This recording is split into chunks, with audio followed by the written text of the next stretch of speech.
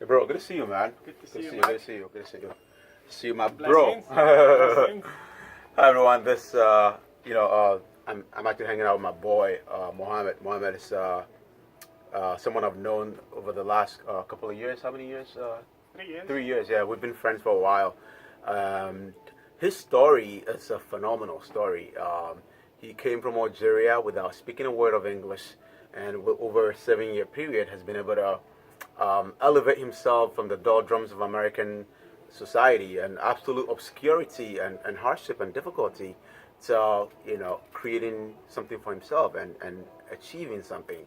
And so for me, as an individual who is extremely passionate about helping young people out there overcome setbacks and hardships, I've always had an affinity for stories that are outside of the realm of difficulty. Stories that fall into that category and allow people like him to be able to overcome some of these difficulties that they actually face when they first arrived here. So I just wanted to get to the bottom, the nitty gritty, put the meat on the bones of the story to allow my brother to use this as a conduit, a lever, so that if you're out there and you're in a similar situation or you have ambitions and of doing something and there's something holding you back, this will serve one way or the other as a wake-up call, so that you can also believe that with hard work and taking the initiative and things along those lines, you can actually achieve something. So, bro, given the fact that you actually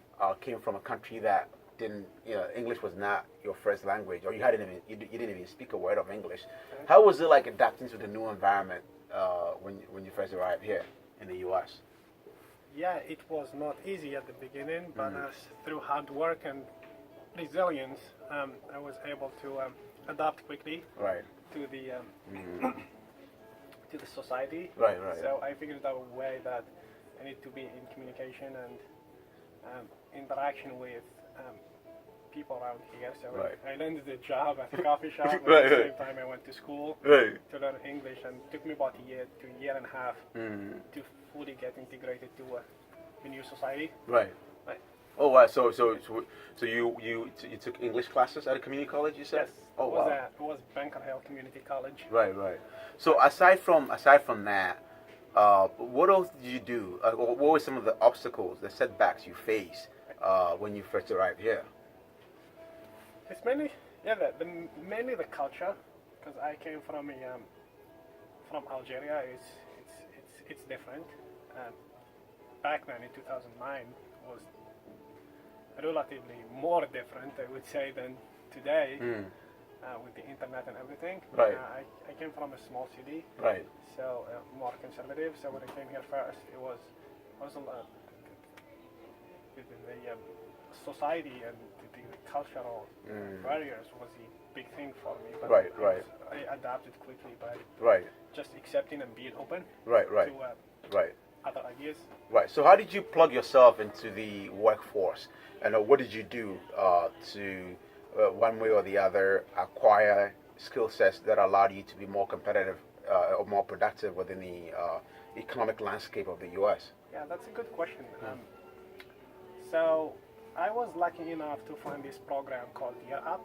Year Up? Oh. Yes, called Year Up. So it's for young adults 18 to 24 years old. They teach you, they pay you, and then they place you in an internship with corporate America. And if you do good, you get a job, and they make sure that you do good.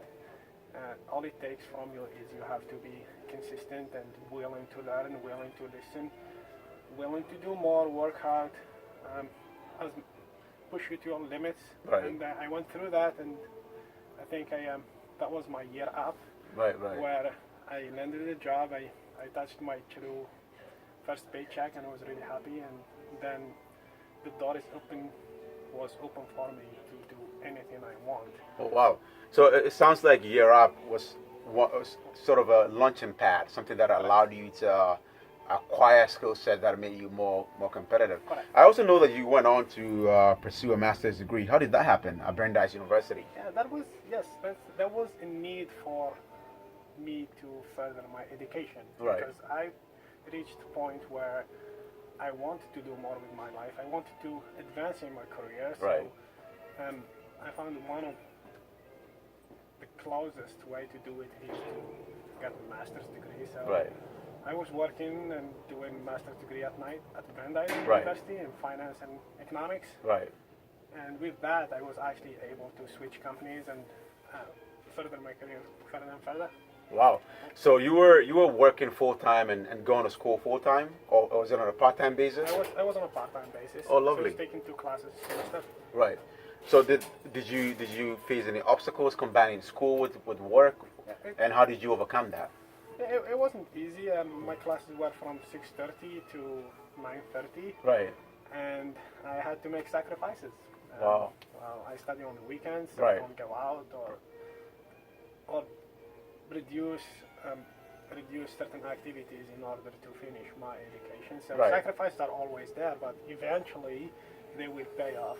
Right, Hard right. work will pay off. So now I have a lot of free time, which I'm trying to deploy to do something else. Oh, lovely, lovely. You know, I've always been a person who's very passionate about helping young people. I think that's the true meaning of life finds its expression in dedicating your life to serving other people. And so I feel like my calling is to be able to bring hope to the hopeless, motivate the disadvantaged and vulnerable people on the planet. So I don't want to. I know that with the proliferation or the influx of information, the attention spans are pretty short, and I don't want to drag it. I want to be able to get to the bottom of it.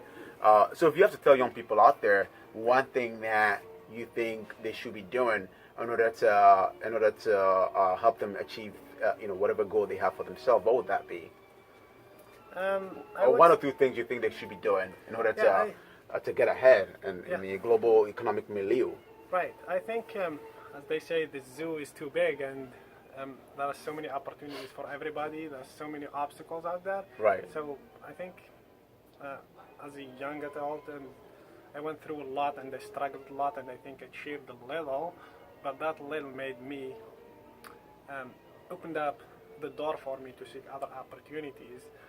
And I think I would tell young people that choose wisely, because every day we have choices, and basically if you don't choose what's best for you, you will end up paying the prices for it. So what about young people in the forgotten corners of the world, or in countries where there is lack of access to the right opportunities? What would you tell them? Like people, even in Africa or in the global South, people in some of these countries where the playing field is not balanced. They don't have as much access to resources as you'd have in the U.S. What would you tell those people? Yeah, I think hope and belief is a great thing. Right. They're great things. They are everywhere. They don't have borders or anything. As long as you keep hope, and inside you there is something that wants to do better in this universe. Inside you, something tells you that I can do more to change things. I can do more to make this universe a better place. Right. The universe itself will work for you to make that happen. So if I understand you clearly, what you're saying is you need to have faith. Exactly. You need to have faith, and I think faith. The way I understand faith is seeing things that haven't already happened, but you actually believe they could happen. And that allows you to exert your energy in actually pursuing that. But as I mentioned earlier, I don't want to drag this too long, but if you're a young person out there, or you're someone who is wallowing in the doldrums of destitution and despair, I just want to assure you that it's possible to overcome that. It's possible to achieve great things.